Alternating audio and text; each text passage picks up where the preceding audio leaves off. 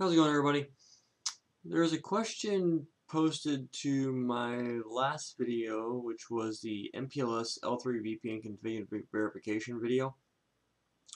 Um, the question was, how about a video on setting up a VMware for GNS3 VMware Workstation?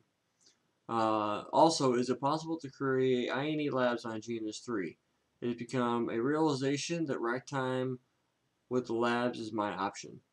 It's a very accurate statement, if I may say so myself. And then another viewer posted the comment, and no, if you can help, go for it. I may not have all the answers. So the issue that most people run into is how to actually set it up. So as you can see on my screen, the way that I do things, and let me just show you what I'm currently working on. This is my service provider topology, which as you can see is 10 CSR 1000 Vs and 4 iOS XR Vs. Okay, so it's all virtual, they're all virtual machines. All I do is connect them, all the Ethernet ports to a vSwitch, which is done via this. So you got CSR 1 through, well, there's 14 of them, but I've only got 10 operational. I get 7 iOS XR Vs. I plan on having 21 total devices, but I won't be kicking them all into place until I'm well through most of the service provider technologies. So there's a steep learning curve at the moment, and so I'm spending my time focusing on those areas. So to basically answer your question, if you're in ESXi, okay, and I'll show you how to do this in Workstation as well. If you click in the configuration section and you go to networking, you're going to have a bunch of, and I've got a bunch of vSwitches, excuse me, a bunch of vSwitches in here. But the ones you want to pay attention to is up here, which is where all the CSRs are attached. What you want to do is you want to make sure that on a CSR here, CSR1 for instance, if you click on Edit Settings, you're going to have 3 physical interfaces, gig 1, 2, and 3. As long as you place them in the same port group, and the port group, you can change this by clicking in here. As long as you keep them in the same port group, you're not going to have a problem. And then you can just use a bunch of .1Q sub interfaces to get the job done. So, pardon me while so that's going to be basically how I would go about doing it. That's how I have it set up for this. You also might want to use Viral. I've used that a handful of times. I'm not a big fan of it. Specifically for there's some limitations and whatnot, but it's if it works for you, great. I personally like the individual operating virtual machines myself, but the other one that I get often asked is, okay, what about running in a VMware Workstation? You can do that as well. I'm not sure if you can run an OVA inside a workstation. I've never tried that myself. I know you might be able to if you say open an existing virtual machine. You should be able to import it. I honestly haven't done it myself, so I can't say yes it will work, no it won't work. I honestly don't know. What I can tell you is if you're going to be dealing with specifically GNS3, and because you have a secondary question was INE labs on GNS3, I can tell you from unequivocally, without a doubt, CCNA, CCNP, CCIE, all day long for routing and switching. You can do some things in service provider. You can do almost everything in GNS3. And I caveat that with almost because things like bidirectional forwarding detection, BFD for short, unless you're in the like the CCIE stuff, and you're dealing with sub-millisecond or sub-second convergence times and things like that, where you're looking for direct connection failures, BFD really isn't going to. You can enable it, but it'll crash the router in GNS3. The reason for that is because you're sending so many hellos per second that it will just overwhelm the CPU and the router will crash. This GNS3 doesn't support that. So if you want to test BFD and things like that, you're going to have to go into a CSR or a physical router. There was another guy commented in here about using router gods and using their INA GNS3 V5. My personal experience, this is exactly how I did it. I went into GNS3, so I'll pull up a remote desktop session. So in GNS3, what you can do here, and I'm going to go ahead and just close this out because this was a demo that I was going to do. I'm actually probably going to still do the demo. It's going to be an in-depth DMVPN setup, but basically actually let me go ahead and just save this. Save project as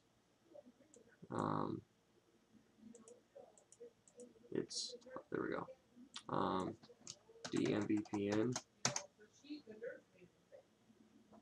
Of course, then it crashes. So I just close program. No big deal. I can always rebuild it later. So for instance, if you're interested in specifically for CCIE, I mean, I've used this since before I had my CCNA. I mean, that's how long I've been using this stuff. If you come in here and you drag the 7200s out here, this is 15.2 code, which is a 15.2.7 or 8, I believe. I honestly don't keep up with it.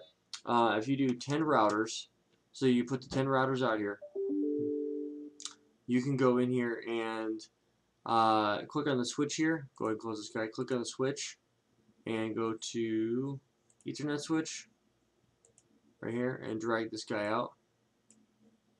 That's a frame relay switch. I don't want that. Yes. Just pull this guy out. Close this guy. Yeah.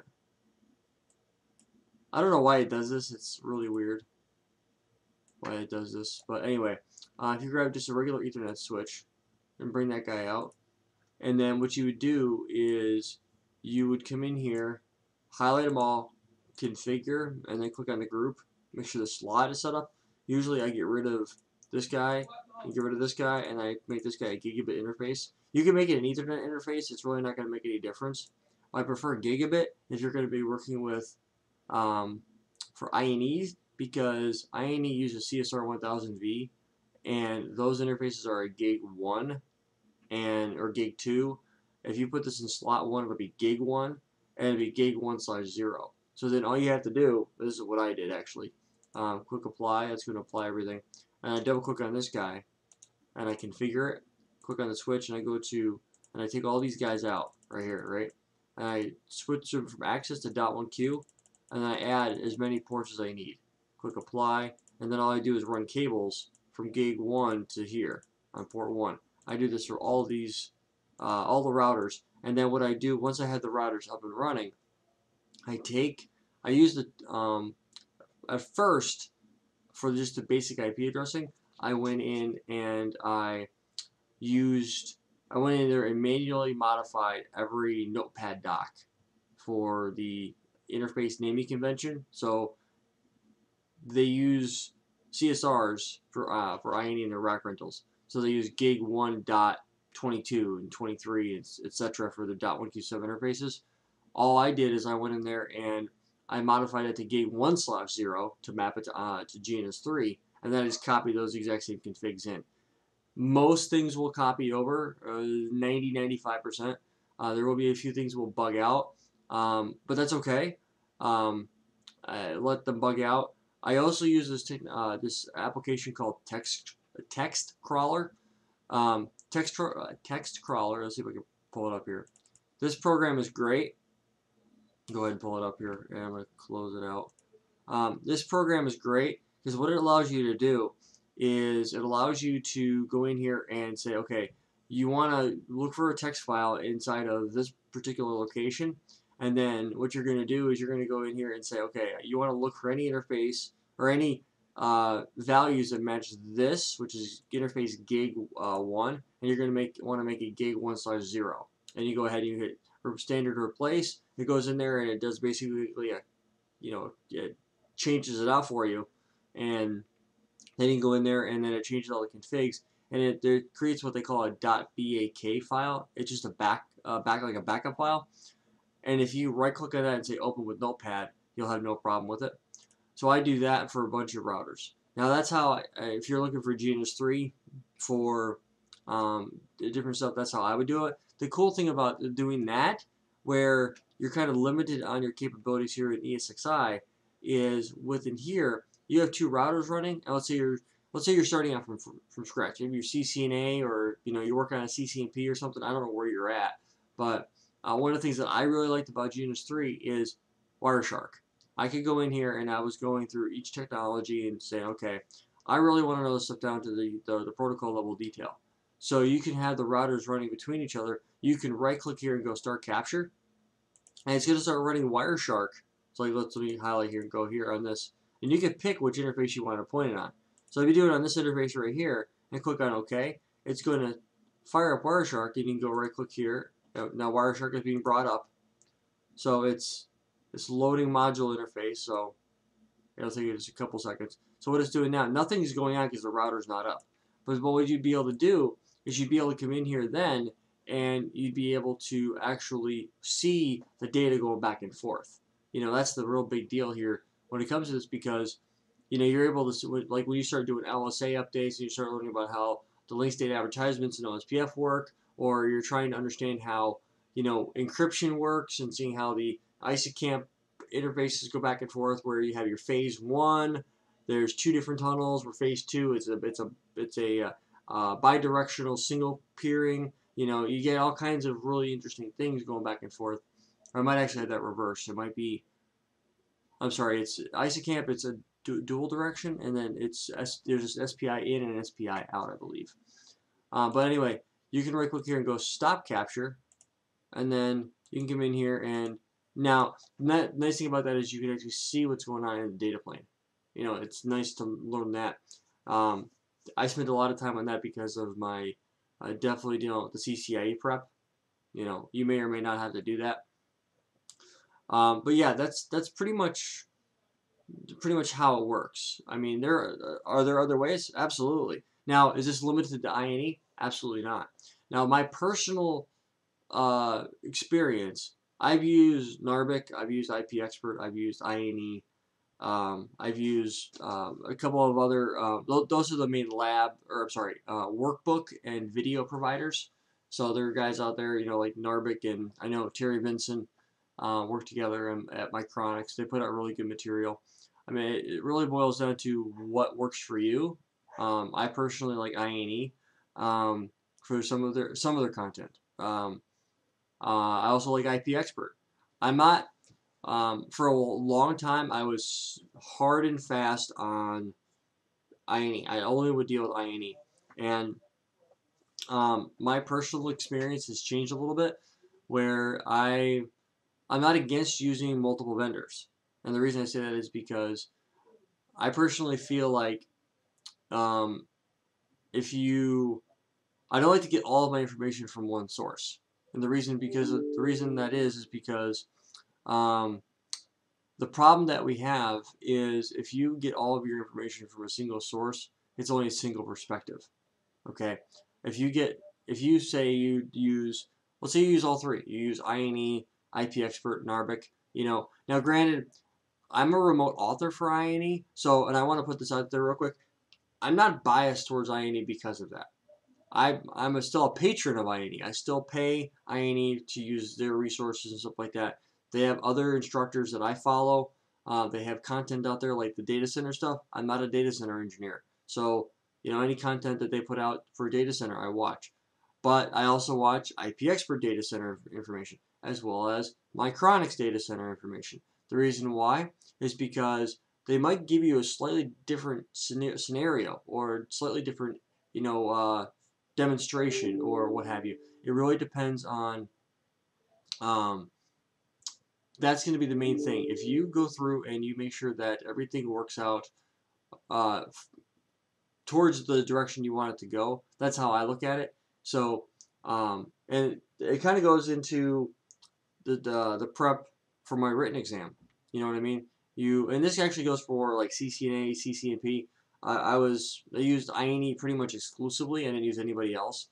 And then once I got into CCIE, they don't get me wrong. They taught me everything I needed to know. I was way more technically stronger and in the technologies than I needed to be for the lab. I'll just put that out there right now. INE does a fantastic job of digging way, way, way down into the technologies. They do a great job of that. So does IP Expert, and so does Narvik. I think INE goes a little bit deeper. You know, their motto, it's experts in making you an expert. The idea here is to help you pass any test by being a byproduct of an expert in the technologies. Now, and that's a good thing to live by. Now, and the reason why I'm an advocate of that particular philosophy is because if you use like another vendor, say for instance IP Expert, I didn't use much of their workbooks for their like individual technologies. I used them for their full scale labs. Per a friend of mine who used IPX and passed his lab, he told me that the labs were closer to the real exam. So I shifted my direction to IP Expert per advice. You know, somebody gave me their advice. I was like, okay, cool, we check it out, and I can tell you that IP Expert's labs are closer to the lab than INE is. This is my personal experience. So that's going to be one of those things you have to take into consideration as well. Now let's take the lab out of the lab part out of the equation. If you're looking for specifics when you're in the real world, having a deeper technical understanding is going to be beneficial to you because you're going to be able to know more than what some other person does. I'll say probably 80-85% of the time, I'm technically stronger than any of the customer senior engineers that I deal with. And that's just because of the fact that I've been, maybe they didn't use INE, maybe they used some other vendor, or maybe they just didn't they haven't gone as deep as I have. It really, it depends. But at the end of the day, it really makes no difference to me how that works. But, it is what it is. So the key factor here that you have to remember is you have to do what fits you. I had to find something that fit me. I know maybe you prefer watching my videos on YouTube. If you do, more power to you. I'll take the credit. And I'm putting out more and more videos as we speak. I'm working on a big series as we speak. Actually, 2 or 3 of them that I plan on putting out here in a pretty regular succession. But that's the key factor here. If you put out the material, people will come. I obviously can't expect people to come in droves, but I'm sure that people will come.